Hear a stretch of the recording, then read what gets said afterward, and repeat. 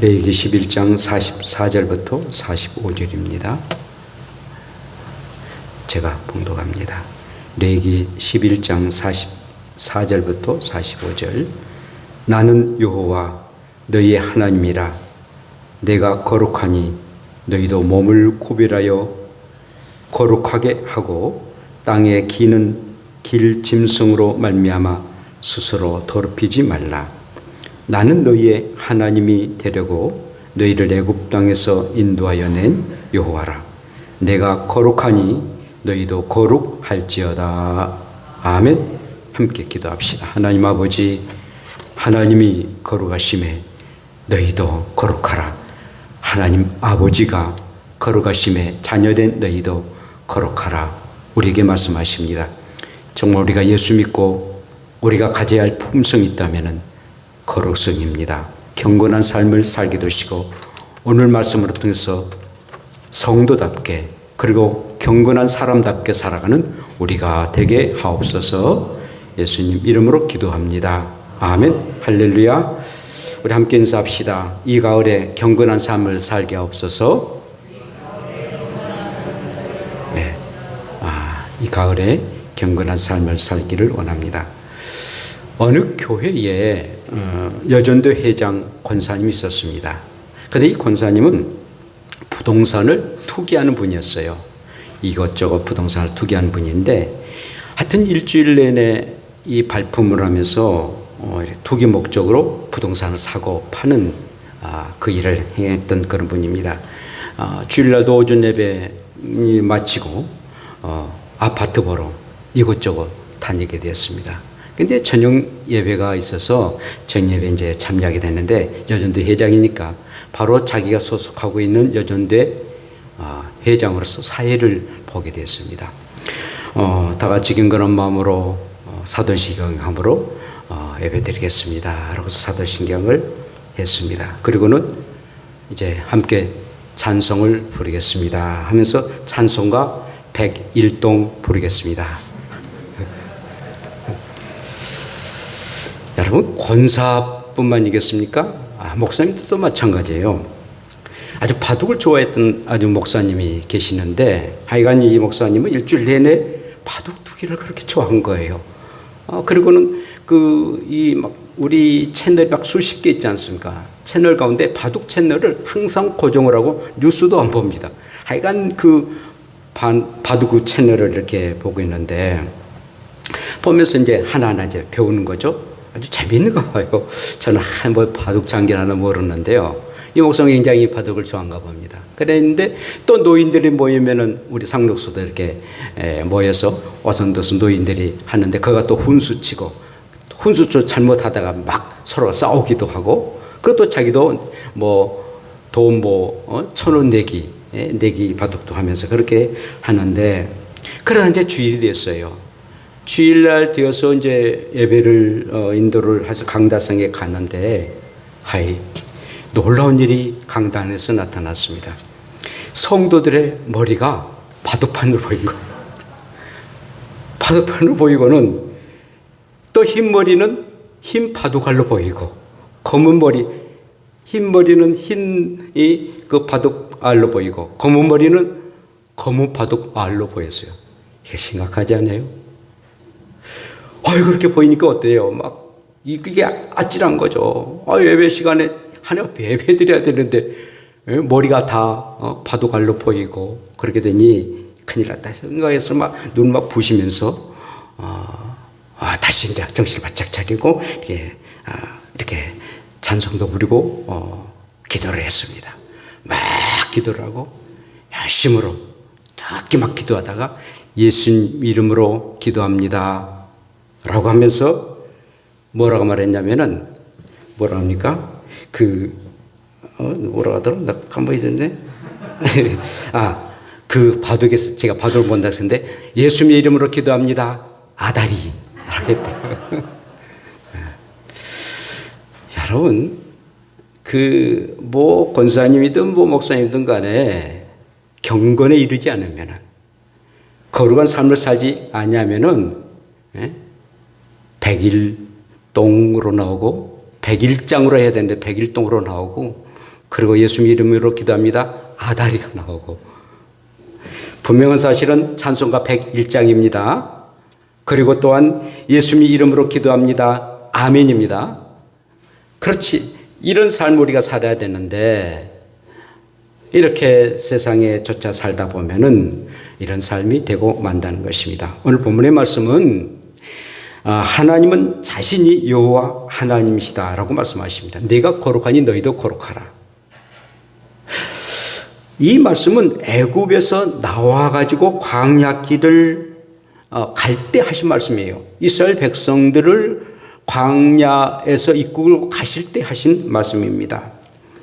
여러분, 왜 하나님께서는 그 광야길을 가시는데 거룩하라, 내도 거룩하니 너희도 거룩하라 라고 말씀하셨을까요? 다른 말씀도 참 많이 있지 않습니까? 인내하라. 자, 광야길을 가는데 그것도 40년 간다? 하루 가르기도 쉽지 않는 일들인데 40년 가는 길, 정말 인내하지 않으면은 가다가 다 거꾸러지고, 그리고 또 무너지고 맙니다. 또 무서운 적군들을 누이 있는 그런 곳입니다. 그래서 인내하라 라고 말씀할 수도 있습니다. 뿐만 아니라 강하고 담대하라 라고 말씀하십니다.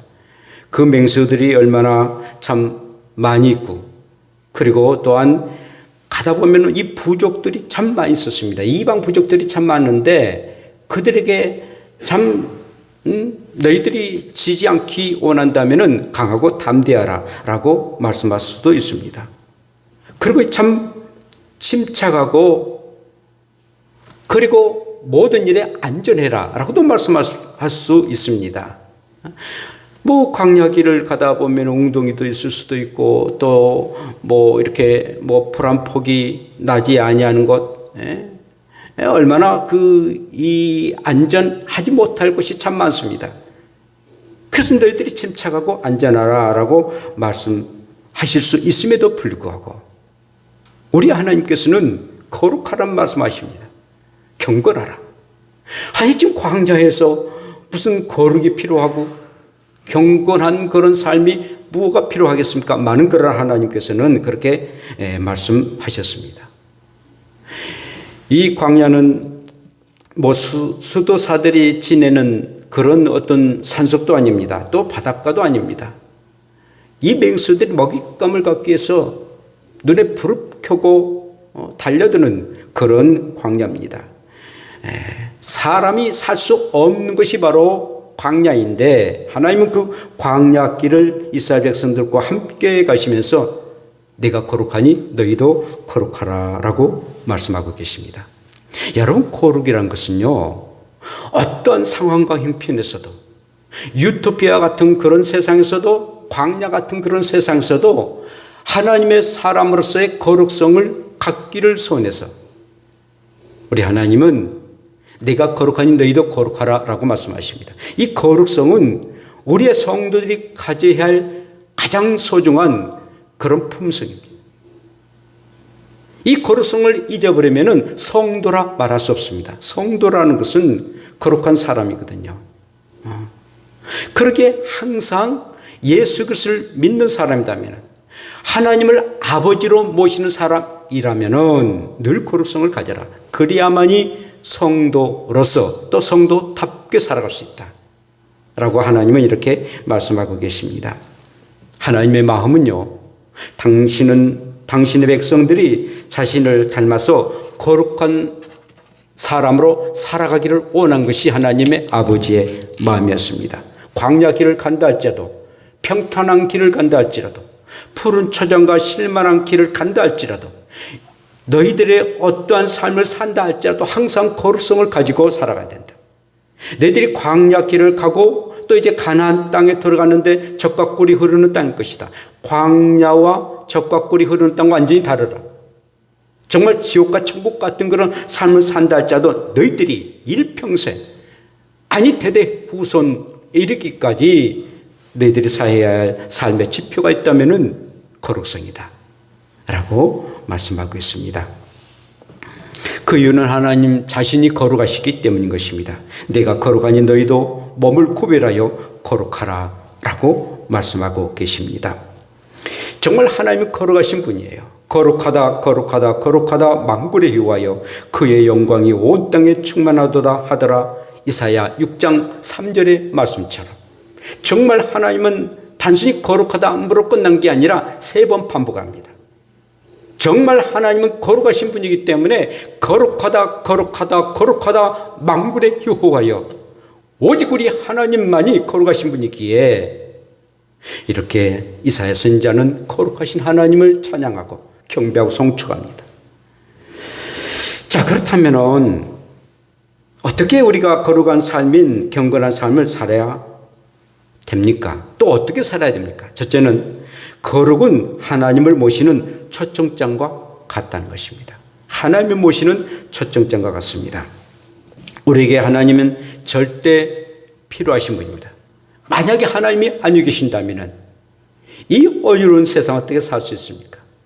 또 우리의 삶도 어떻게 살아갈 수 있습니까? 이제까지 살아왔던 삶들 지금도 살아가고 또 앞으로의 삶도 어떻게 살아갑니까? 진짜 하나님이 계셔서 천만 다행이지 하나님이 아니 계신다면 엉망진창의 세상도 되고 내 인생도 되고 말 것입니다. 하나님 절대적으로 우리에게 필요한 그런 거룩하신 분이신데 하나님께 나아가기를 원한다면 정말 하나님 앞에 가서 하나님을 뵙기를 원한다면 필요한 것이 있다면 거룩함의 그런 경건이 필요하다는 것입니다. 거룩성의 초청장이 없으면 하나님 앞에 나갈 수가 없다는 것이죠. 거룩한 자만이 하나님 앞에 나갈 수 있습니다. 왜 그러냐면은 하나님이 거룩하시니까.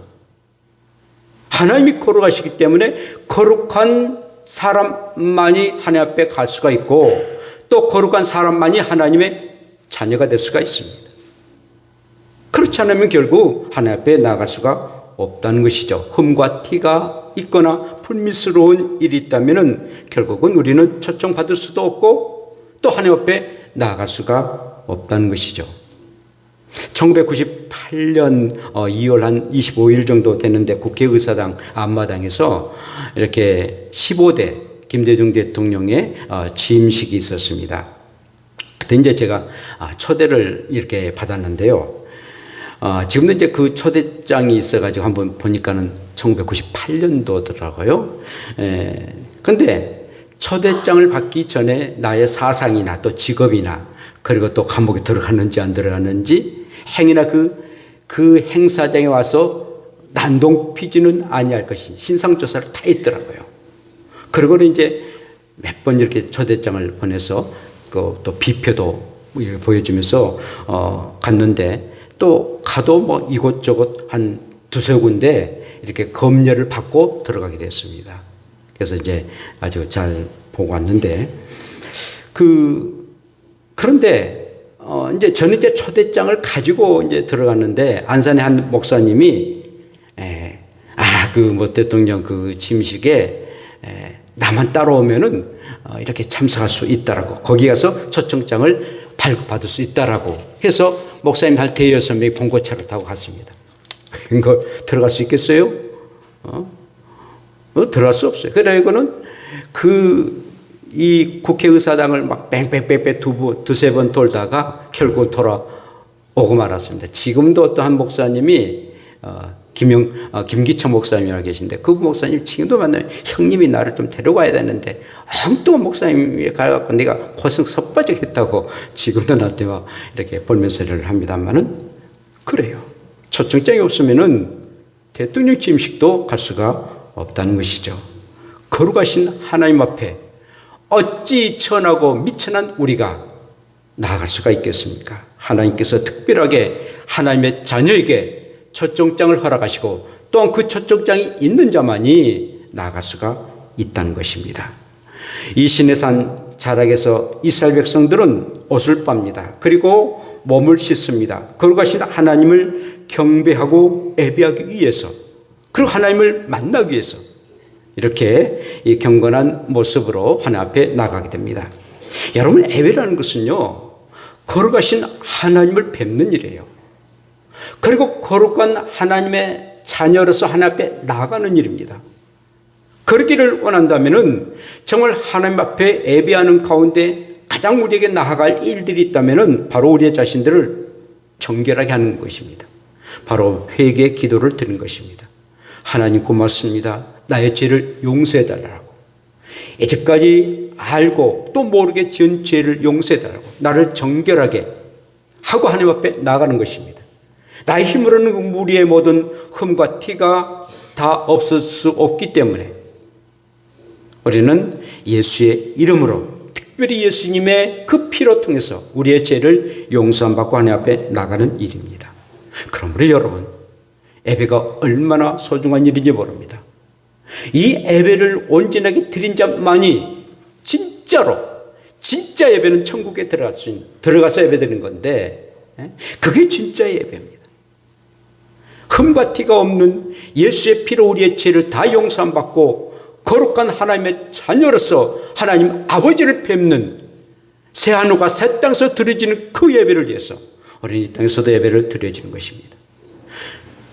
이 예배를 드리지 아니하는 자, 신령과 진정으로 예배 드리지 아니한 자는, 거룩성이 없는 자는 결국 하나님 앞에 나갈 수가 없고 또 영원한 예배에 참여할 수가 없는 것입니다.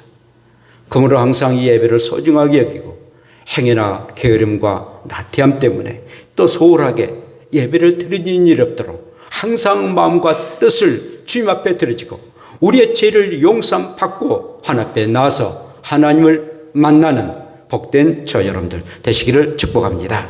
두 번째는 거룩은 나의 하나님으로 모셔드리는 초청장입니다. 이 거룩은 나의 하나님으로 모시는 초청장인데 그냥 하나님이 아니라 나의 하나님이라는 것입니다. 나와 관계되는 하나님으로 우리가 섬기고 또 의지해야 됩니다. 나는 여호와 너의 하나님이라. 내가 거룩하니 너희도 거룩할지니라 라고 말씀합니다. 하나님께서는 너와 나의 관계가 되는 그런 하나님이 되고 싶다고 말씀합니다. 그냥 하나님이 아니라 나의 하나님으로, 나의 하나님으로 너희들이 늘 하나님을 모시고 또 나도 너의 하나님 되기를 원한다. 그냥 하나님이 아니라 너의 하나님으로 내가 있기를 원한다 라고 말씀하고 계십니다. 그렇게 되기를 원한다면 너희가 거룩해야 된다는 겁니다. 거룩하지 않으면 나와 너의 관계가 있을 수가 없다는 겁니다. 하나님은 거룩하신데 해제하는 그림자도 없으신 그런 분인데 흠과 티가 전혀 없으신 분인데 어찌 너희가 더러운 사람이 되어가지고 나와 관계가 될 수가 있겠느냐. 그렇게 네가 거룩하면 너희도 거룩해야 된다. 너희 자신들이 거룩해야 된다라고 말씀하십니다. 나 하나님이 거룩하니 너도 거룩하기를 원하신다라고 말씀합니다. 저 여러분 내가 몸이 좀 가려운데 남의 다리 뚝뚝 긁으면서 시원하다. 그렇지 않지 않습니까? 나와 관계가 돼야 됩니다. 예수님도 나와 관계가 되어 나의 주님이라고 고백해야 됩니다. 예수님이 십자가에 죽으신 것 나와 관계가 됐을 때 정말 나 같은 죄인을 위해서 우리 예수님이 죽으셨구나. 내 죄를 용서하시기 위해서 이렇게 죽으셨구나. 그래서 정말 슬퍼하고 괴로워하고 그리고 그 죄 용서함의 받음에 대한 그런 감격으로 살아간 것 아니겠습니까? 그게 남의 예수님이다면은 나와 관계가 없다면은 그런 감동이 없게 될 것입니다. 그러므로 나는 너의 하나님이 된다. 그러므로 너희들도 나의 하나님으로 고백하라. 사랑하는 여러분, 저와 여러분들이 항상 하나님을 인격적인 하나님, 나의 하나님으로 고백하시고 먼 하나님, 남의 하나님이 아니라 나의 하나님으로 고백하셔서 항상 하나님을 내 마음속에 모신 자만이 곧 정말 거룩성을 갖게 되고 그리고 하나님이 거룩하심에 나도 거룩할 수 있는 그런 사람이 됩니다. 항상 나의 하나님으로 고백해서 하나님의 거룩성을 저와 여러분들도 갖기를 축복합니다. 또한 거룩은 세상을 이기는 능력이 됩니다. 오늘 45절 보니까 하나님이 이렇게 말씀하시는데 나는 너의 하나님이 되려고 너희를 애굽 땅에서 인도하여 낸 여호와라. 이 말씀을 보면은 하나님이 그 애굽 땅에서 인도하는 그런 내용들을 늘 누차 얘기를 하세요. 왜 그러실까요? 하나님이 당신이 행하셨던 그런 일들을 뭔가 좀 파워풀하는 그런 일들을 얘기하고 싶으세요.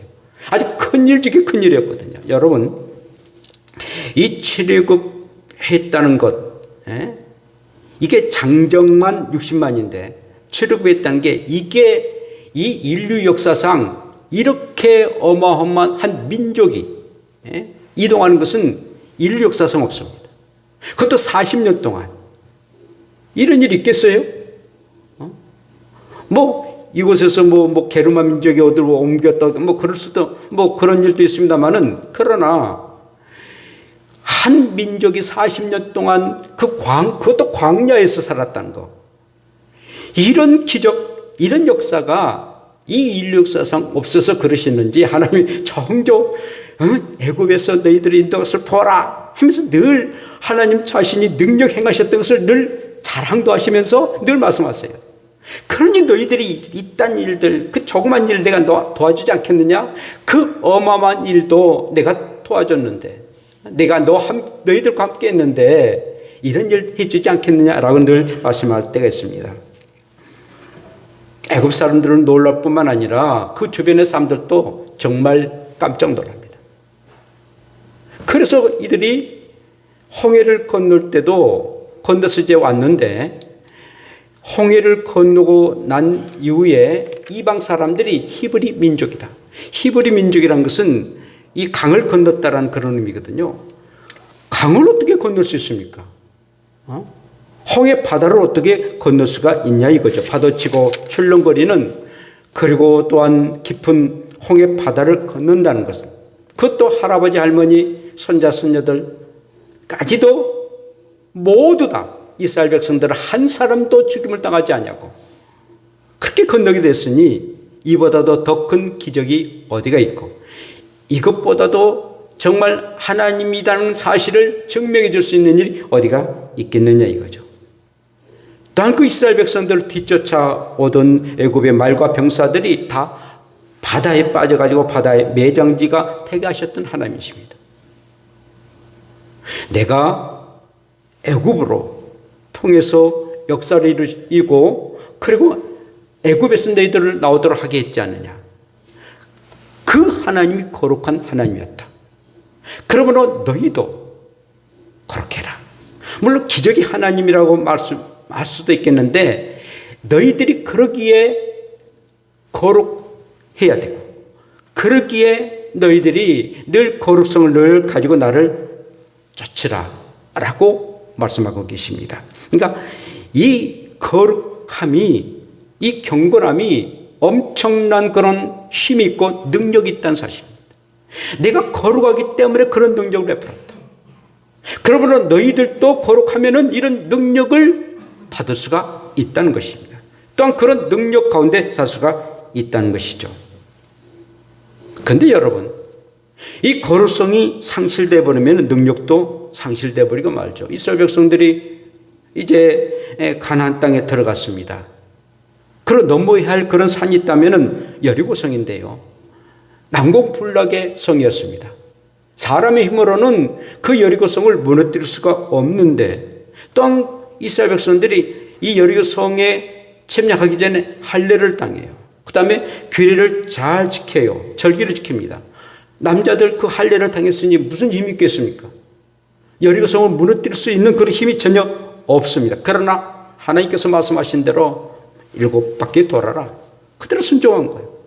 아니 세상에 그 난공불락의 그 성을 7바퀴 돌았다고 해서 그게 무너질 것입니까? 그러나 하나님께서 말씀하시니까, 하나님은 살았고 운동력이 있으니까, 또 하나님은 거룩하신 하나님이시니까, 그리고 전능의 하나님이셔서 그 말씀에 순종합니다.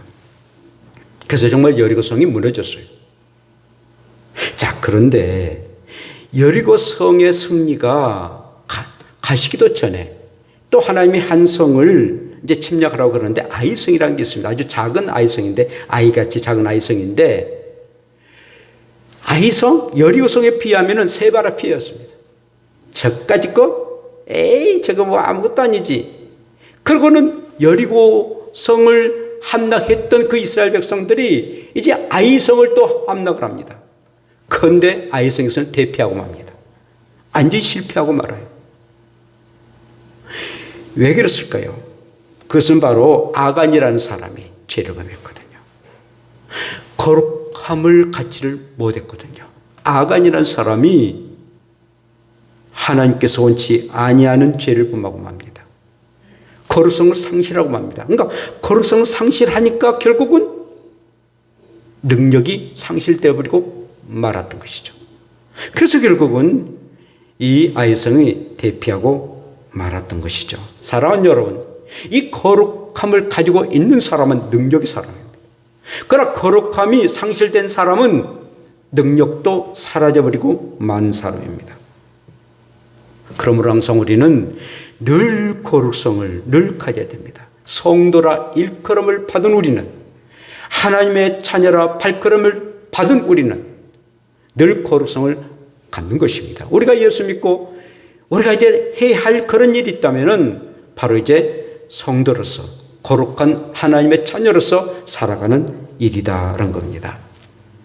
이 일을 위해서 우리가 어떻게 해야 됩니까? 이 야고보 선생이 이렇게 말합니다. 첫째, 혀를 다스려야 된다라고 말씀하십니다. 누구든지 스스로 경건하다 생각하며 자기 혀를 제갈 물리지 아니하고 자기 마음을 속이면 이 사람의 경건은 헛것이라 야고보서 1장 26절에 말씀합니다. 우리가 실컷 하나님의 사람으로 살아가다가 세치의 혀로 그 하나님의 사람의 품격을 상실할 때가 얼마나 많습니까? 그러니까 혀를 잘 다스려야, 그래야만이 경건할 수가 있다. 혀로 경건을 까먹지 말라는 거죠. 두 번째로는 약한 자를 긍휼히 여기라는 것입니다. 하나님 아버지 앞에서 정결하고 더러움이 없는 경건 곧 고아와 과부를 그 환난 중에 돌보고, 야고보서 1장 27절에 말씀합니다. 고아 과부를 돌본다는 것입니다. 경건한 최하고 점잖하고 그리고 고상하고 얌전한 게 경건이 아니다는 거예요. 정말 가난한 사람을 돕고 약한 자를 돕는 것, 그게 바로 경건의 모습이라는 겁니다. 뿐만 아니라 세속에 물들지 아니한 것인데, 이 사자성에 이런 말이 있습니다. 이재염호라는 말이 있습니다. 이재염호란 말인데, 이 말은 연꽃이 진흙 땅에서 자라지만 그 잎과 꽃이 더러움에 물들지 아니한다라는 그런 말이에요. 사실 그러지 않아요. 참 신기해요. 그 연꽃, 그 물이 깨끗하지 않아요. 좀 더러워요. 막 흙탕물도 있고. 그런데 그 연꽃만큼은, 그 연꽃만큼은 얼마나 그런 더러운 물이 전혀 있지를 아니합니다. 또한 불여악구라는 말이 있는데요. 물이 연꽃에 닿아도 흔적을 남기지 아니하고 굴러 떨어진다. 뭐 거기에 빗방울, 또 흙탕물이 떨어져도 그 연꽃에는 전혀 묻질 않습니다. 그래서 불여악구다라는 말이 있습니다. 그러니까 주변에 나쁜 것을 멀리하고 물들지 아니하는 것, 세상이 어지러운 세상, 참 추하고 더러운 세상이라 할지라도 너희가 물들지 말라는 것이죠. 그게 경건의 사람이라는 것입니다. 세상에 물들지 말라는 것입니다. 너희는 이 세대를 본받지 말고 오직 마음을 새롭게 하며 변화를 받아 하나님의 선하시고 기뻐하시고 온전한 뜻이 무엇인가를 분별하라. 세 가지 말씀하는데 본받지 말고, 세대를 본받지 말라는 것입니다. 우리를 성도답게 하지 못하는 것들을 본받지 말라는 것이죠. 또 새롭게 함으로 변화를 받으라는 겁니다. 본받지 말는 게 아니라 변화된 그런 삶을 살아야 된다는 겁니다. 그리고 하나님의 뜻이 무엇인가를 분별하는 것입니다. 모든 일이 있어서 분별력을 가지라는 겁니다.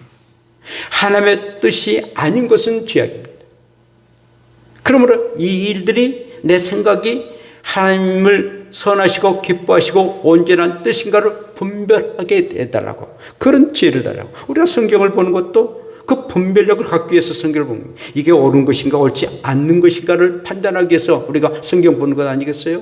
분별을 가지라라고 말씀합니다. 감리교 웨슬리 이 감독은 대단한 분이었습니다.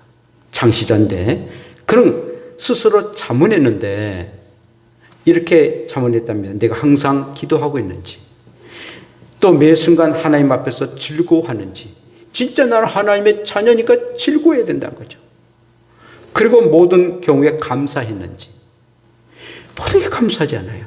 물론 감사하지 않은 것들이 얼마나 많습니까? 많은 그럼에도 불구하고 내가 구원에 대한 감격들, 천국에 들어간다는 감격들, 죄산받음에 대한 감격들, 이 어려운 가운데서도 하나님께서 무슨 뜻이 있을 것이라는 그런 감사들. 그리고 욕심내는 것은 없는가? 두려워하는 일이 없는가? 참 두려워할 일들이 얼마나 많습니까? 또 내 중심에 하나님 사랑을 느끼는가?